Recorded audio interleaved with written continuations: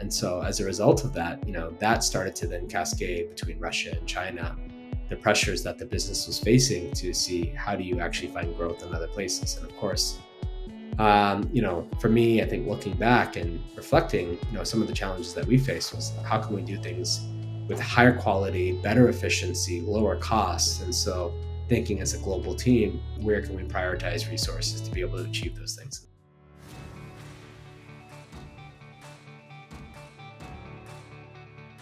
Today's guest is Niten Kapadia, a seasoned operator and general manager who has held leadership roles at some of the world's most iconic companies, including Tesla, Apple, FARFETCH, and most recently as COO of HODINKEE. We explore his insights on building successful brands, balancing growth and profitability, and the lessons he learned working under visionaries like Steve Jobs and Elon Musk. Let's start the show. Dude, it's awesome to have you. Thank you for doing this and carving off some time. I'm really excited to talk to you because I think you've got such an insight into consumer behaviors among a number of things. But I wanted to kick this off because your experience ranges pretty wide on the retail side. And it seems like it's sort of climbed, not to suggest that your early stages weren't considered luxury goods, but the later stages certainly were in the luxury good environment. Before we go into that, I wanted to pick your brain about your experience under a culture of two of maybe the greatest visionaries we'll see in our lifetime, between Elon Musk and Steve Jobs. And I was sort of curious, what's your takeaway from having worked in that environment, and what do you think makes their pursuit and the culture they build so unique? Yeah, I mean, it's well documented. Both of them are icons and builders, and in many regards, visionaries. I joined Apple in 2003, just at the sort of like right after the release of the iTunes Store. And so joining the retail division of Apple and having an opportunity to sort of be on the front lines of the business, but also I think in the early stages of Apple building out its retail strategy. Steve Jobs was definitely very hands-on in the retail portion of the business, working closely with Ron Johnson and the rest of Apple Retail.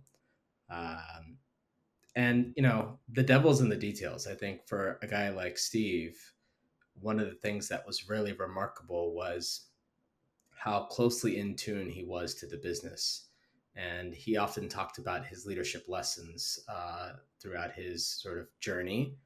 And one of the things that I took away was really, it's the thousand little details around execution that matter. And until something's fully finished, don't necessarily put it out to the world. And I, I thought that was really an interesting insight as it relates to building a store, building a product, building a service. But it was more along the lines of learning through failures of when things didn't work and how to quickly adjust the sales or adjust the strategy and evolve. And being at Apple for close to 13 years and seeing a variety of different products and services and new categories launch, it was really interesting to see, learning from various mistakes, but more importantly, building upon a variety of different successes of products, whether it be, the iPhone, iPad, Apple TV, Apple Watch, et cetera, et cetera. With Elon, I spent about a year and a half at Tesla, and I think the what I took away at Tesla, and particularly Elon, was how quick to act and how swiftly the business moves, and the sense of urgency as a builder that Elon really kind of acts with as a sort of operator and visionary. When I first joined the business, it was just right after the announcement of the Model 3. And Model X was just coming off the lines. And, you started to see more Model X's in California and other parts of the country, but primarily California. And, there were some definitely consumer behaviors around obstacles. And I remember sitting in the factory in Fremont with Elon in my first week, and he was going around the room asking questions around, like, what are some ways to drive sales of Model X? And my territory was Southern California and Hawaii, and I was just brand new to the business. And, price points, particularly for a vehicle this size, was a concern. And that was like initial feedback that I had received from the team and from consumers. So I suggested maybe making a smaller battery pack. And what was remarkable about Elon is he's thinking real time and he's immediately calculating gross margins and that it would be a loss making business to do a smaller battery pack, given that the vehicle had been over engineered. He was suggesting these are all the reasons why that would fail. But you know what? That's an idea. Let's try it. And lo and behold, in about 2 weeks' time, the Model X 60 kilowatt battery came out, and it was a massive flop, but quickly adjusted and discontinued maybe about 3 months later. I mean, you can cross check that. But it was really interesting to see as an entrepreneur, as a CEO, and more importantly, I think as a leader, tactically getting involved in the details to just see how he can drive the business through with a sense of urgency. So, two very similar behaviors, but perhaps different tactics in how they went about driving their businesses. Well, I want to talk a little bit about two things: learning from mistakes and just how swift to act. And starting with swiftness, when you think of a couple of things, first of all, the fact that it's technology, the ability to act is and learn from it is probably, you have a faster learning curve than maybe some other non and more analog type businesses.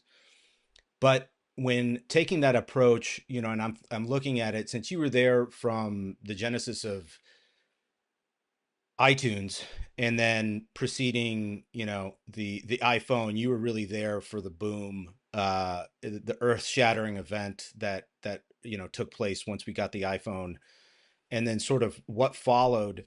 I'm curious from the perspective of swiftness to act, if you witnessed from being at Apple when that phone came out, what did you see as the benefits of coming to market, and how quickly was that? And then how quickly did you see the iterations that followed? Because it seems like there's a priority in both of those entities, is ease of use, the adaptability of the product over time, through software updates. Those were features that really we had never experienced before, certainly in vehicles. And I'm wondering if you could just comment as you take away from that experience and going into your own path and getting into leadership positions later, which we'll talk about, how you approach the balance between research and actually putting that product in front of consumers to test and to revise. Yeah, that's a great question. I'm just like shuffling my memory back towards 2007. So, I mean, iPhone was definitely very much so an iconic product, and it's still, I think, close to 20 years later, 18 years later, has built massive industries across multiple sectors. But looking back when the iPhone was announced at Macworld in 2007 in January to when it was released in June, late June in 2007, there was a lot of build up and mostly positive press, but there was definitely some, businesses that scrutinized the price points that were announced for iPhone. And initially, Apple had released two different models, uh, the 4 gigabyte model and the 8 gigabyte model. And you'll have to keep me honest on the price points, but I think that they were at roughly $600 and $700 or $500 and $600 respectively. And the initial thesis was, gosh, this is the most expensive cellular mobile phone, smartphone that's come out in the market. And there were folks like Steve Ballmer who were scrutinizing, like, who would ever buy such a thing? And from a supply chain standpoint, Apple had pretty much split its inventory between half, the 4 gigabyte and half of the 8 gigabyte. And keep in mind, this was, sort of in the post iPod era of people wanting to keep all their content, like music, etc., on a phone and consolidate devices. And lo and behold, I think that one of the surprises, and a really pleasant surprise, was I remember being a store manager for one of the Apple stores here in the LA area. That almost 85% of the demand was for the higher price point model. And immediately it was like, okay, how do you quickly adjust the sales to go back to China and produce more 8 GB models, and even furthermore push the storage capacity for future generations very quickly, particularly when solid state memory was, quite expensive at that time. And so, I remember having a conversation with the SVP of retail, Ron Johnson, and it was like, wow, like that's really remarkable that so many people are requesting that. And very quickly learning through the rollout of iPhone, how do you actually assess demand online, when consumers are buying online and coming in store to pick up, so that you can actually get ahead of production planning as it relates to the factories, as it relates to securing products, etc. um, and sure enough, I think over the course of from 2007, the release of iPhone, to then 2008, with the release of the iPhone 3G, the price points as well as the storage capacities increased. Now, you talked about mistakes. I mean, iPhone, the launch in 2007 was remarkably successful. I mean, immediately captured 1% of the market share within less than 3 months of mobile phones being sold in the US. When you think about iPhone 3G and the second year, it was also the introduction of the App Store. If you look back and remember, it was also the introduction of a service called iCloud, and it was also the update of iOS. And so, you know, thinking about those various products, but also services being introduced, it was definitely not Apple's finest day in terms of product launches. And it was an extraordinarily challenging time to just learn from mistakes of how do you make sure when you're introducing not just a brand new product that's heavily anticipated on a 3G network, but also various services, internet services like iCloud, as well as the App Store, that it just doesn't overwhelm networks and really, suffer the consumer experience as well as internally within the team. But Steve, as well as the rest of the Apple leadership, quickly stood up and said, "We're so sorry that we put the business through this. This wasn't Apple's finest day, and we're going to make sure that we do everything in our power to kind of make things right." And so, being a store manager of a very busy Apple store in Santa Monica at that time, it was reassuring to share that not just with the customers, but internally with the teams of like, oh, we're going to get through this, but these are hard times as it relates to like delivering a customer experience that Apple strives for. Between that time and then before you left, which was what, 2014, maybe a little bit later than that, Yeah, 2016. 2016. So between that time frame, the market share that Apple had, at least in the phone market, skyrocketed, right? I Oh, mean, it was completely different, to the point where I remember when I first got my iPhone, I go in and it would be very easy to get somebody to help me, to when you left, where it was, you had to schedule an appointment to get in. I'm just curious, as that growth happens, it's really difficult, I would imagine, to anticipate that growth, right? Both on a, not just on a product basis, to have the product available, but also to have the personnel and the staffing uh, to tend to that demand. How did you navigate that from a strategy perspective? What did you use to predict? And I'm curious if what experience there even was applicable to your time at Tesla. yeah, it's a really important question.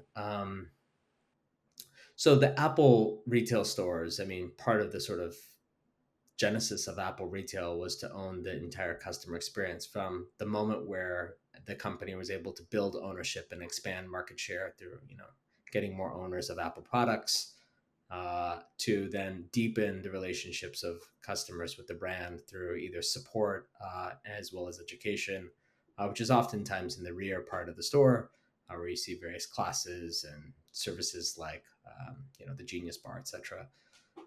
In the initial stages of Apple opening up its stores, pre iPhone, it was almost like you had to beg customers to come to the Genius Bar.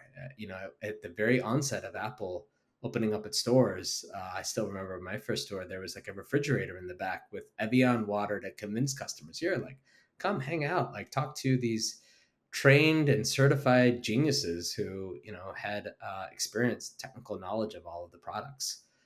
By the sort of expansion of the iPod era and then into the iPhone era, there was definitely a queue, a massive wait line in multiple days, to where assessing the demand of when customers needed either educational help or technical support had to really be measured based on demographics of where those physical stores are located, expanding into third party networks and other sort of service providers. And I think as the penetration of various products came about, separating the staff to be able to figure out, like, is this mobile support, is this desktop support, so on and so forth, to where now I think a lot of self-help has really been driven towards not necessarily having the customer be able to actually even physically come into a space and waste their time and create, negative experiences, but being able to provide, virtual support, whether it be through chat or through, video conference, etc. But that was an iterative process year over year, being able to measure, how many customers weren't able to actually get serviced, and there was a fall off. And as a result, being able to then measure what the not just net promoter scores, but what actually would fall out in terms of those customers likely to buy another Apple product, or their sort of overall lifetime value of the customer itself. So there's a massive analytics and loyalty team at Apple. And I'm sure even today it's grown. But it's really interesting to see, how a physical retail strategy can influence what the customer is, thinking, and also how do you measure that demand as it relates to that. When I translate that experience to Tesla, very similarly, I think a lot of customers, and that's 2016 and before 2016, Tesla was building out its electric vehicle strategy, and this is pre Solar City acquisition. Um, where there was really kind of reassuring consumers migrating from a combustion engine vehicle to an electric vehicle, that range anxiety could be addressed through this supercharger network. And immediately, I think when Model 3 was announced, and with the abundance of Model S and eventually Model X owners, the supercharger network became overwhelmed, to where there was a wait. And I remember when I first joined Tesla, going and touring various superchargers and seeing the experience of customers waiting, like sometimes hours to be able to charge their vehicles. And there was some education that was involved around don't buy an electric vehicle if the only place you can charge it is a supercharger network. You're going to be able to have to charge it at home or at work, etc. And sure enough, Tesla worked with various partners to do that. But being able to assess the demand of charging, particularly, there was a massive team involved with expanding superchargers, because that was addressing a core concern for migrating from a combustion engine to an electric vehicle, is like range anxiety. But being able to actually then determine, like, how many superchargers do you need in an area? Like, let's say Los Angeles has approximately 10 million people. Let's assume that electric vehicles represent 5% of the overall mix of cars. How many superchargers do you need, and where, and what do we need to go after in order to appease these customers? And so there's definitely quite a bit of work that was done around expanding charging as an infrastructure, but also retail stores. And I remember very distinctly, there was a call where there was concerns about Tesla's performance. This is Model S, Model X around 2017. Elon was like, "Well, how many stores do we have? Like what's the penetration of stores?" And he was like, "There's about, at that time, it's about 325 million people in the U.S. He's like, we should have about 325 stores, one per million." He was like, "In LA, how many do we have?" And it's like, "Oh, we have like four." It's like, "Okay, well, we need to double that. We need to get to 10." So there was definitely some pushes around making the brand more accessible based on the demand as well as the supply of what vehicles the factory could produce itself. So I think some similar ways, but maybe perhaps a bit different in terms of not just in its physical spaces, but also the infrastructure to support it, like in charging. So what I find interesting about, so for example, what I found got me into Apple. I had it was like a, what do they call them? It was like a gum shaped little mini, right? That I used to run with, iPod Shuffle, and that's what got me into the ecosystem. I never really sort of bought into it, and when I got that and I dumped all my music on there, it was sort of game changing. And from that moment forward, little by little, I got indoctrinated into the entire Apple ecosystem till now, where it's from phone to computer to Apple TV. It's completely surrounding me, and I think that was sort of the Jedi mind trick that Apple was successful at, which was creating an environment where there was value being added at sort of multiple turns that were beneficial on their own in their own right, but when added to other Apple products, it became considerably more beneficial. And I look at Tesla, that it's a little bit more challenging because the adaptations in the technological world happen far more quickly. And there's an analog component to the growth of Tesla, whether it's changes to the actual physical vehicle or adding more charging stations sort of throughout.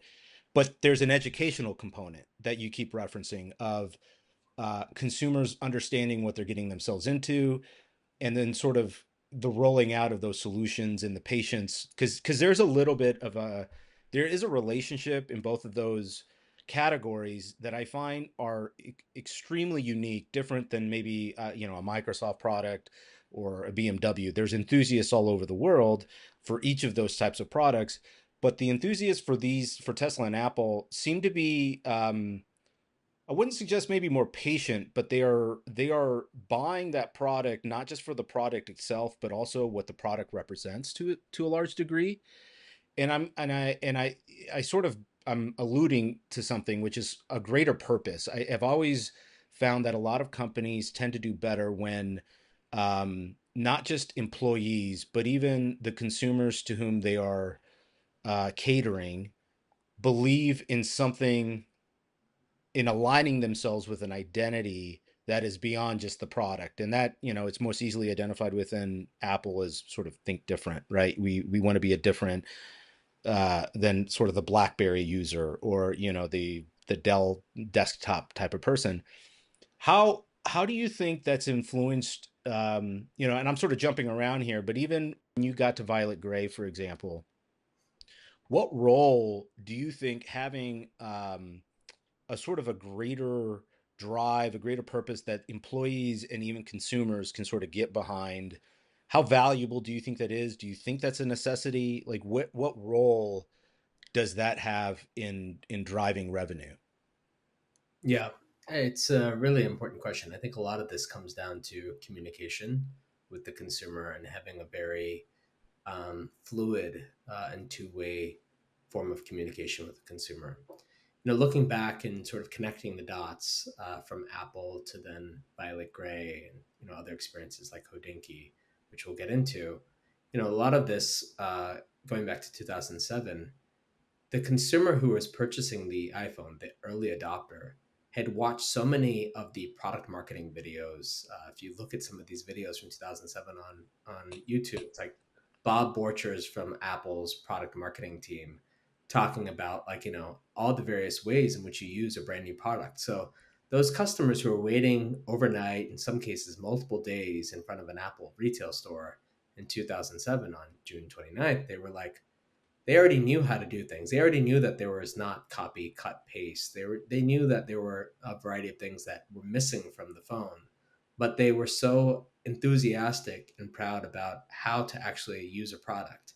In the same way, I think the early adopters of an electric vehicle like a Tesla already knew how the charging port unlocked or how to use the UX screen of a Tesla to be able to actually, navigate on its 17-inch screen in a Model S. And so I think when you have that, you know, uh, early adopter who is really, I think, the proponent for a new technology, as it's well documented with just product marketing in general.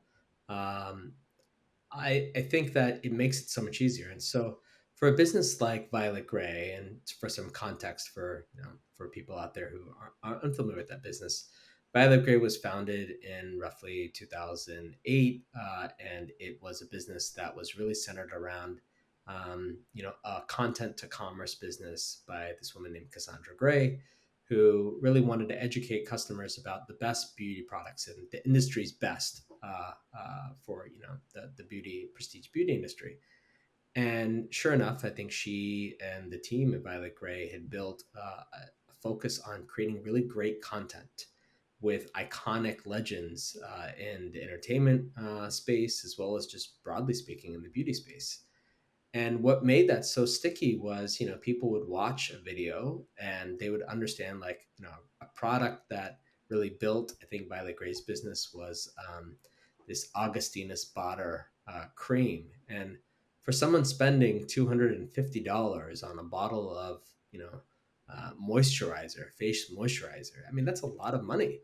So how do you actually see the results? And it's like, uh, Cassandra had this line of like, it's expensive but worth it, and and I think like there's ways in which you can actually convey that message, whether it be in a category like beauty products, or whether it be in consumer electronics like Apple, or in automotives like Tesla. And I think that way of being able to create an authentic communication tool, whether it be via video or podcast, or a presentation of sorts, really comes down with like a lot of personality and infusing the not just the persuasion or the confidence, but the conviction of like, this product will change your life. And I think Steve did that remarkably well, and the team at Apple. I think Elon and the team at Tesla have done that incredibly well for upending an automotive industry, and particularly just energy now at this point. Granted, there's an ebbs and flows, but on a smaller scale, when you think about the beauty sector, Violet Gray was acquired by FARFETCH in 2021, precisely for its ability to drive commerce from its content. And the most recent business I was in, HODINKEE, which is a watch enthusiast website, Ben Clymer and the team at HODINKEE built its business by talking about watches, and that's its actually flagship product is a talking watches episode that originally started with Ben and John Mayer sitting down at a bar in Soho in New York talking about John Mayer's watch collection. And I think when you're able to create really great content, you're able to actually attract an audience and build trust. And that trust, I think, with consumers is what is actually like truly is able to drive a product success or a service's success more than anything else. So, a couple of things I want to dive into here. First of all, at Violet Gray, how was it as a male in a predominantly female consumer business? What was your transition like? What were some of the hurdles there, if any, in sort of responding to that demand from a male perspective? Yeah, I mean, it was definitely a very steep learning curve for a category that I didn't particularly understand all that well. But Cassandra and the team were very receptive to educating me on the products themselves. I spent an inordinate amount of time working with the store team on Melrose Place and learning about all the products and getting to sort of understand directly from consumers what they were buying and why. My wife and family and friends were like laughing at how much I knew about a variety of different moisturizers to other products and that Violet Gray sold, and working hand in hand with a woman named Sarah Brown, who's the chief brand officer for Violet Gray.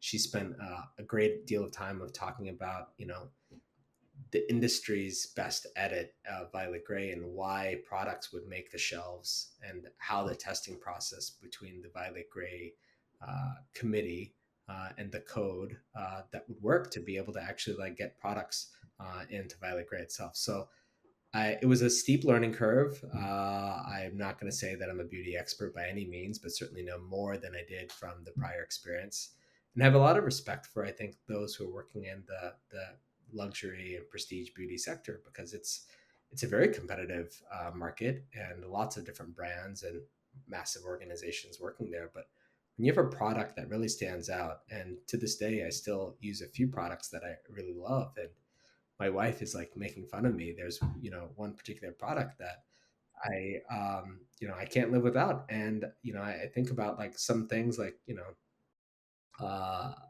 a vintner's daughter facial serum that I use like religiously at night. Like she's like, "Why are you using this?" I'm like, "It's so good," and and I understand it, but like only through I think being able to understand product and its benefits, and then I think furthermore like how it can influence consumers' behaviors.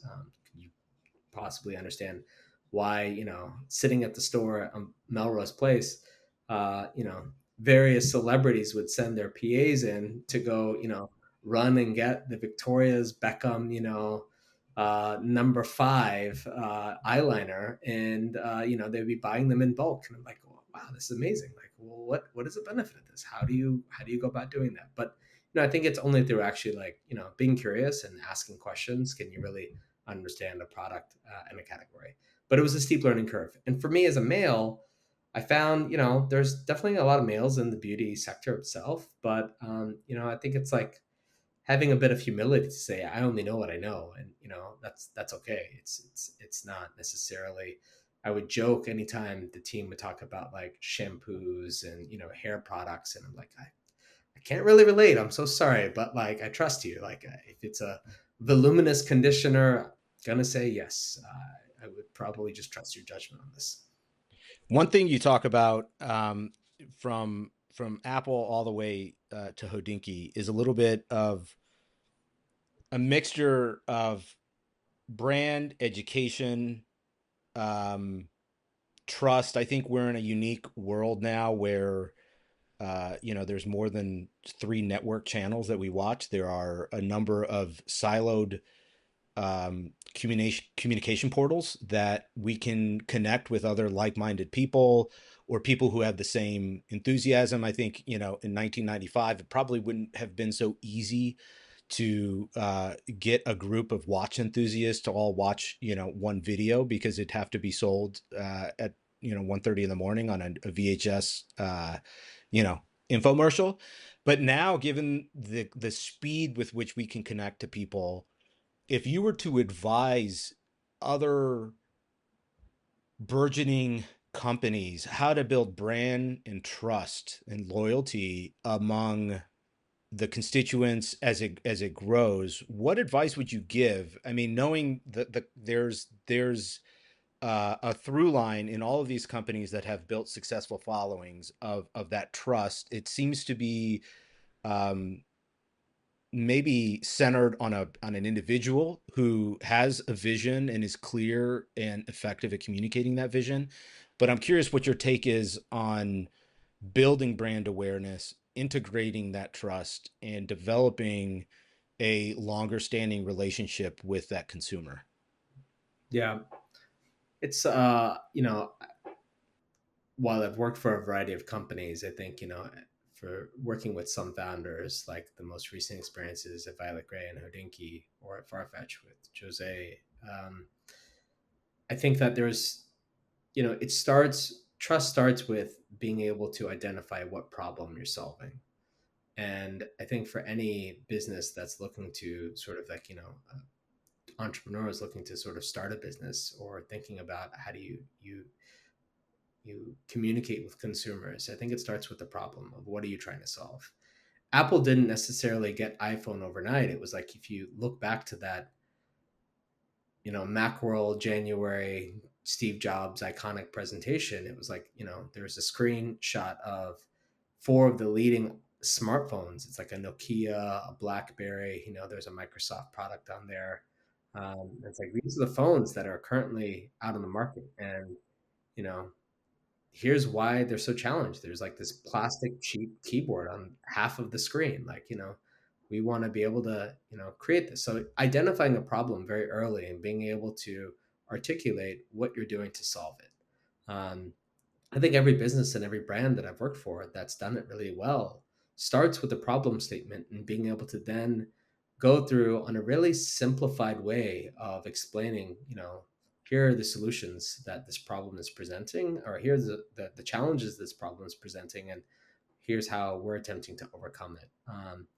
I recently was admiring Sarah Blakely starting that, as an entrepreneur from Spanx, and then she's starting this new company that's sneakers, and it's like, okay, like women like heels, and they want to wear sneakers and things that are comfortable. So she's starting with a problem statement and explaining that. And granted, it's early days for that business, but being able to articulate what you're trying to do, what problem you're trying to solve, and how you're going about doing it, and over the course of time garnering trust with a very discerning consumer audience that can expand through viral moments, whether it be on the internet or otherwise.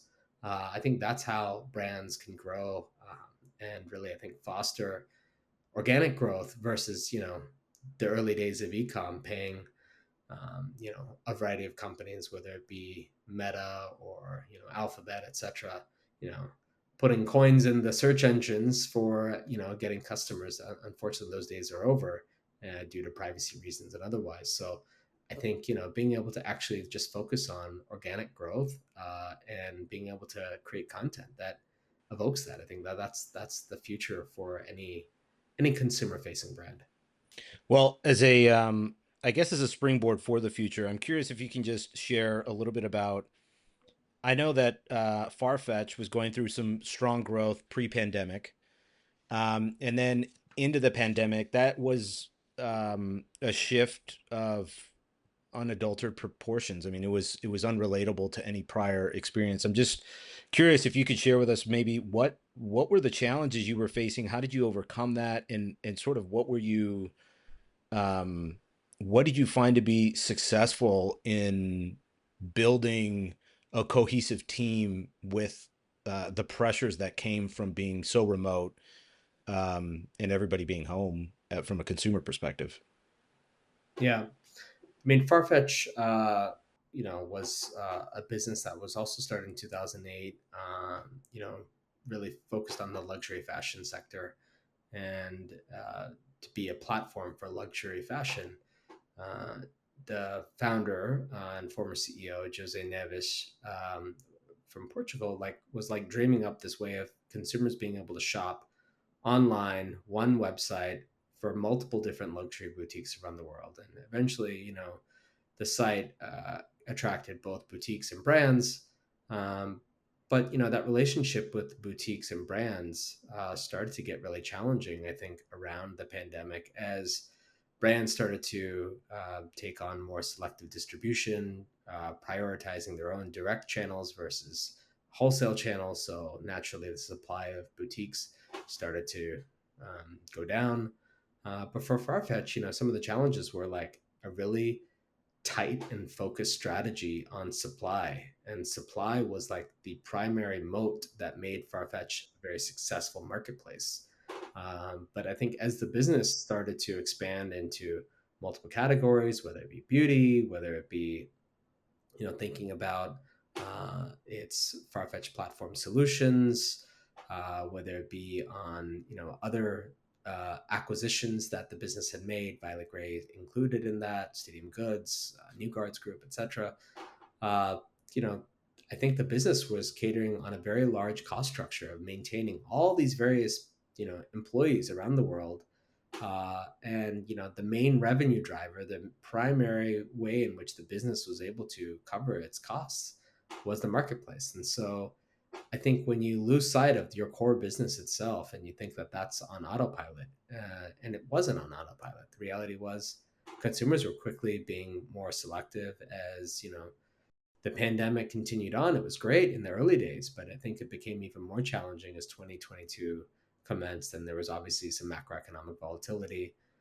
The turning point, I think, for Farfetch itself was as the conflict in Ukraine began and Russia shut down as a region, and it was like one of the top three regions for the business itself. That was immediately when you turn that off. It's very hard to annualize your revenue, uh, because you don't have the demand from one really important country. And so, as a result of that, that started to then cascade between Russia and China, the pressures that the business was facing to see how do you actually find growth in other places. And of course, For me, I think looking back and reflecting, some of the challenges that we faced was how can we do things with higher quality, better efficiency, lower costs. And so thinking as a global team, where can we prioritize resources to be able to achieve those things? And so part of that in the US was thinking about our teams across the Americas and thinking where can we find better resourcing in a downsizing business. And so, offshoring, internationalizing some of our services, etc., became a priority. And that was the sort of downshifting of FARFETCH itself while I was there through 2023. But it was definitely very challenging to see where the business ended up. And, it sort of got a lifesaver through the Coupang acquisition in late 2023. But I left prior to that. But it was definitely very interesting to see where the business is at. Fortunately, I think now it's stabilizing a bit, but it's gotten through a massive reduction in the workforce and a much more cohesive, focused strategy, primarily on the marketplace. So I'm cheering for the team there, hoping that the business is able to stabilize and chart a new path forward for growth. But um, I think looking back, it's like, how do you stay focused and committed to where you are? Imagine if Apple said, the iPhone is great, it's fine, and abandons, any innovation towards the iPhone and continues to focus on like all its efforts on like, I don't know, Apple Vision Pro when it's barely any market share and it's probably not profitable at this point. That would be devastating for the business, and certainly the street and other investors would scrutinize the business on its decision making. So I think every business needs to think really cohesively on like what's your strategy and how do you stay incredibly focused and laser focused on what you're trying to do. That's super interesting. You got me thinking about something completely independent, which is a little bit off subject, but I read an article recently in the New Yorker about Elon Musk's challenging position relative to his involvement with the Ukraine-Russia war, specifically because he was providing Starlink services to Ukraine, but through allegiances between Russia and China, there was pressure from China, who is one of the larger acquirers of Tesla product, uh, to withdraw from that assistance. And the operation of these different companies, the pressures that one person, what makes Elon sort of so unique is how intertwined he is on a global perspective. And I think the example that you gave, I think, is really salient for some of us who may not quite comprehend how geopolitical forces really do have considerable effects on our commerce, even for American companies and companies who have a presence in America as well. So I appreciate you sharing that. I guess one thing I thought of on that is in certainly in FARFETCH and HODINKEE, you had frontline experience with um, investor private equity pressures that and exposure to M&A type involvement at sort of a different type of level than most people get to encounter. I'm curious if you could give any advice or thoughts to, let's say, somebody who's contemplating the involvement or taking on some private equity money as a means of growth or for acquisition purposes. Um, what experience, like what takeaways might you have or advice in knowing what you've experienced so far, especially through a challenging capital market environment? What would you say to them? It's a broad question, but I'm just curious, any takeaways from those lessons learned? I think, looking back to Farfetch and Violet Gray and HODINKEE, those businesses, and even Tesla to that matter, at some point or another, and for the the first three businesses that I mentioned, they were unprofitable endeavors. And so when you think about the polarity for any business around growth versus profitability, it's not a trade-off of one or both, one or the other. I think it's a matter of, I think, finding a balance to be able to make a business both growth and profit oriented. And in the example of HODINKEE, here is a business that had raised capital, done its Series B raise in 2020, and went out and acquired another business, Crown and Caliber, in the pre-owned retail space of watches. And there were some pressures because that particular category was unprofitable, and it was actually costing its business, a considerable amount of money in operating costs to be able to actually run that and find a way to break even the business. After the successful Series C raise in 2023, investors were very clear that the business needed to find a fast and swift way to break even or profit. And I think, that shouldn't be like this cold plunge experience for any business to say, okay, now we got to be profitable. Like, that's the purpose of any business, is being able to be self-sustaining. And there should be always an angle of not just growth, but profit oriented. And so I think getting back to just simple basics of, what's the purpose of the business and how do you balance both growth and profitability in a way that is sensible, um, but also like logical for any team. And so, for me, I think any business that I go forward with, I think, like, what's the path to profitability? If it doesn't make sense, if you can't articulate it on back of the napkin math, like, then maybe this really, like, as an investor, why would I put my money and, my resources behind this? And I think that's the simple 30-second explanation I would share with any founder, any entrepreneur, is like, have a very clear way of doing that. Because I think, what we've learned over the past, let's call it 36 months, from 2021 to today, is, markets will continue to go up and down. I mean, you listen to any of the famous economists. I'm a huge fan of Ray Dalio and the work he's done at Bridgewater Capital. But like, you think about like principles and operating with principles, I think it's a really important thing to like understand, like, the idea of free money, it's not necessarily like it's a real thing. There's going to be some, economic pressures associated with that. And so unless there's like a viable way of creating value, that's, both growth and profit oriented, you're not really solving a problem. So though I love listening to old things, the Bezos ways of like being a loss making business for 20 plus years, I don't know if that's possible in this current day and age. I mean, maybe it is, but certainly I think the span at which Amazon was able to run as an unprofitable business and reinvest it back in the business is very difficult to do, I think, in this current environment. One thing I wanted to talk a little bit about some uh, your personal pursuit through all of these rungs you've climbed, because it's impressive. And when you look at it in totality, it seems swift, but I witnessed a lot of the effort that it required in order to move forward. And I think it's easy to overlook the challenges that you were facing at the time doing it. For example, having small children when you were going to business school and traveling all over the world. But before that, I wanted to ask one last sort of business related question. It's a little bit of a flyer, but when you look at especially Apple and Tesla, these were massive disruptors in their respective industries.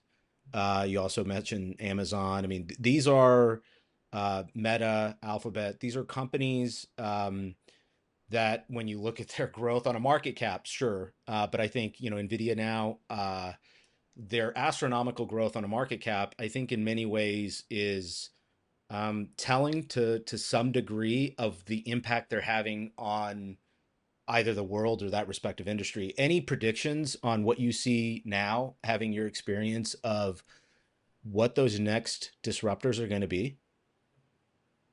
Whether it's an industry or a company, I don't Yeah. know. But this is open to your interpretation. Yeah, that's a difficult question. I mean, certainly I think a lot of businesses are in vogue around AI and automation and being able to drive that. And NVIDIA is one within that space that's obviously become the poster child of AI. I do think that, as technology advances, businesses that are either focused on the services with natural language processing and natural language models, or the infrastructure itself to be able to compute, whether it be the Microsofts, the Amazons, the Nvidias of the world. Those will benefit.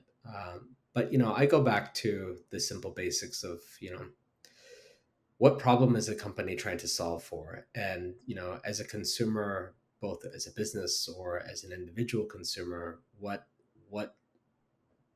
what inspires me about that business itself to evoke and share why I find value, why it garners my trust, etc. And I think there's a variety of businesses that are doing incredibly well and great things. I'm a huge fan, with the family, as you mentioned, of businesses that are focused in the experiential market. I think travel is one of those.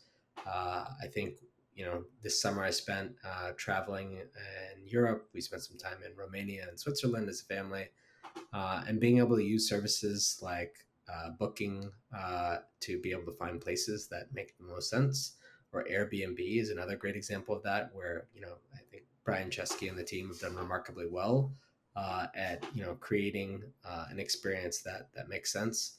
Um, VRBO, I was laughing at the new advertisements with Nick Saban, around like how do you actually like rent out your home in a way that is not creating so many rules and things.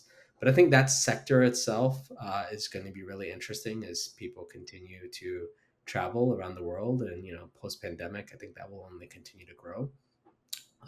And the unit economics are sound. I think that there's other sort of spaces where people are trying to solve problems in the consumer sector, whether it be on fast moving goods. I think, like, with two young children, I often find myself in the toy aisle and thinking about what my kids are doing and what they're eyeing. And, I think about brands like Mattel, it's the world's largest, toy manufacturer. But as they think about expanding their franchises beyond the toy aisle, I think that, building, my daughter's a huge Barbie fan, and the movie was an incredible success. And so you think about some of the other productions that they're doing and building ecosystems within this, whether it be brands like Mattel or Hasbro with partnering with Disney. I think that those are really interesting, because you're creating not just collectors from kids but also adults as well. My son's like really proud to dress up for Halloween every year, and this year he's going to be a stormtrooper. So our home is being flooded with Star Wars gear, and so I think that there's ways in which companies can get ahead of it and do it and grow their businesses beyond maybe just one particular category through entertainment and through other sort of experiences. And then, of course, I think technology. I think the front runners of this space, particularly in health, I think is really interesting as people are looking at choosing a lifestyle that's more healthful. I saw that recently. The brand Aura, I think you wear the Aura ring, did an acquisition of Vary for uh, glucose monitoring, and I think that is a really fascinating space. I secretly wish Apple would do a similar acquisition to make the Apple Watch continuous glucose monitor. But I think that as people are looking after their cardiovascular health and their overall mental health, etc., I think that these spaces, in these sectors become really interesting around converging products and experiences. So those are a few examples of things that I'm following, but there's plenty more, I'm sure. That's great. So back to you, and I want to bring up a phrase that you used before, which is problem solving is solving a problem. When you first came to LA and you started working at the Apple Store, you came with a degree in film and television, um, and we wondered what you were doing at Apple, and then slowly but surely we just saw you continue to climb the ranks and do more and more and more, and at each turn, you had challenging decisions. I mean, I remember when you became GM, there was a whole series of challenges, including the Third Street Promenade front glass windows being broken at 3 o'clock in the morning, because people were waiting for the iPhone release. I know you got involved with the Santa Monica City Council It was bizarre walking down the street and you saying hello to a number of police officers who knew you by name and greeted you as a good friend. And then making the decision to go get your MBA, to move on to Tesla, and then to go into FARFETCH and and HODINKEE. All of these required inertia. It required discipline. It required tough conversations with yourself. I'm sure with your family. A lot of this was done during a time when you had very young children. And I'm just curious, what problem were you solving, and what did you think? Looking back, what has been maybe the best or most reliable trait you had to keep that pressure moving forward, to keep that motivation in challenging times? I'm sure there were moments where you said, like, is this even worth it? Talk to me a little bit about that. Yeah, I mean, thanks for what you just shared. It's seldom do I take time to look back in the rearview mirror and think about the roads and the journey that's come about since I came to Los Angeles. But I think it's important to look back and sort of think about the various chapters in one's career and the experiences, more importantly, connect the dots. For me, I think that I gravitate as a just as a person towards businesses that are have some form of a purpose.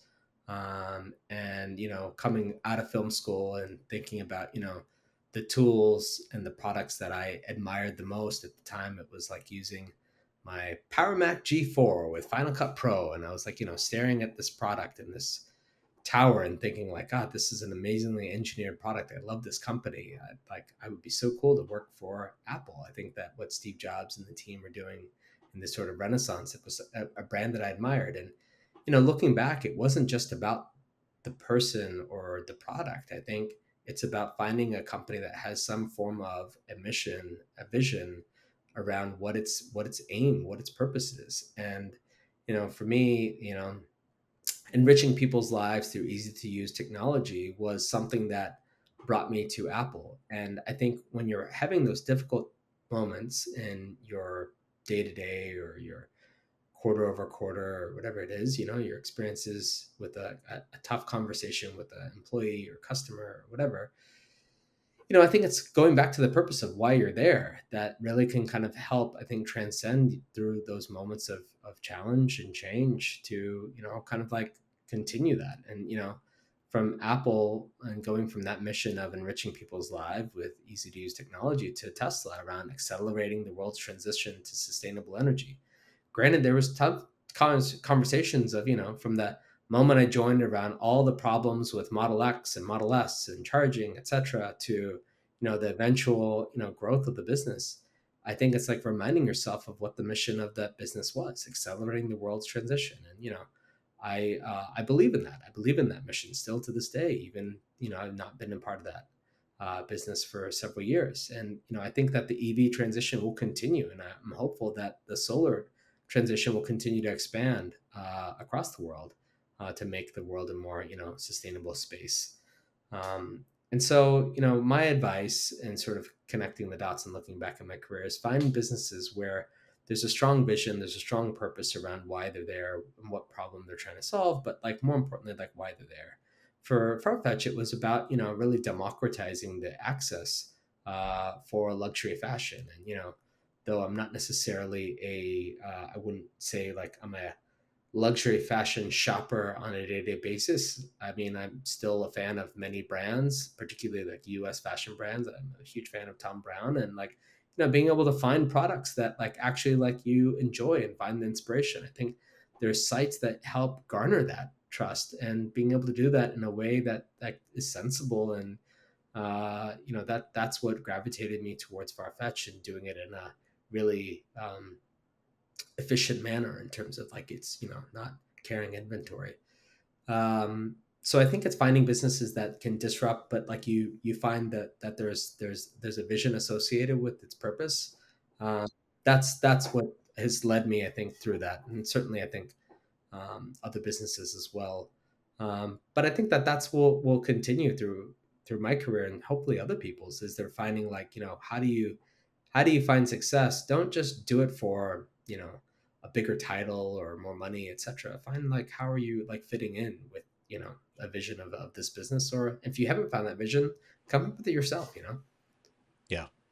And what do you think helped you in sort of facing those challenges? I mean, what was the largest number of people you oversaw?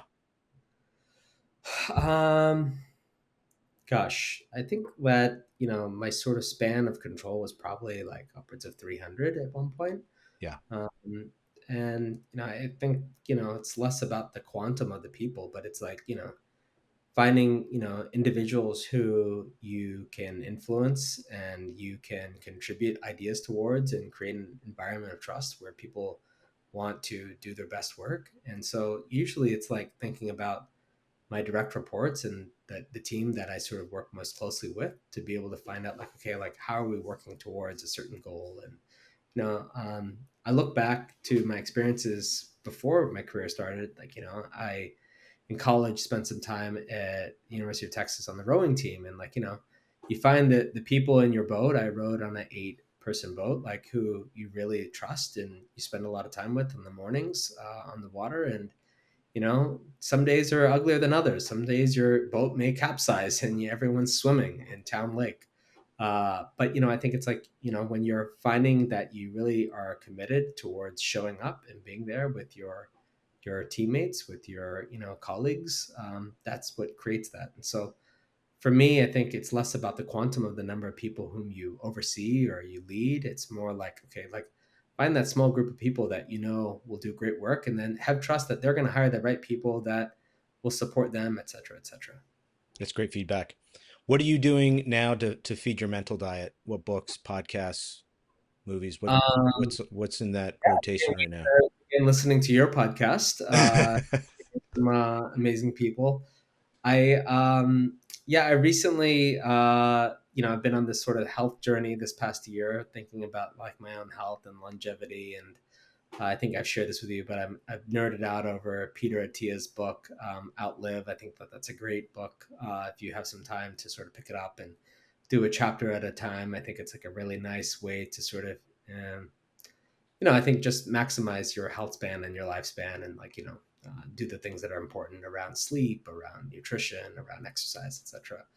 Um, and yeah, podcast wise, I'm always a sort of thirsty sponge for a variety of different interesting things. But yeah, I mean, I'm a huge fan of like what Tim Ferriss has done. I think he recently just re-released a new episode that's in my sort of queue with Kevin Rose, and so I'm curious to hear that and hear when they nerd out and talk about a lot of different things. So yeah, those are a few. Great feedback.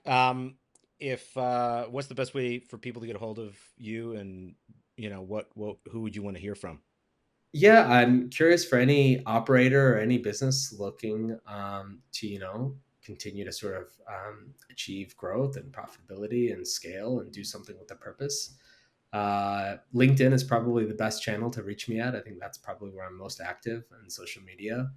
And so, yeah, you can put the link in your Yeah, we'll include podcast. that in the show notes. Thank you so much, man. Really appreciate you being on. Any closing thoughts before we go? No, thank you so much for your time. Wishing you all the best. And thanks so much for the time. This has been really great. I've enjoyed myself a lot. Thank you, brother.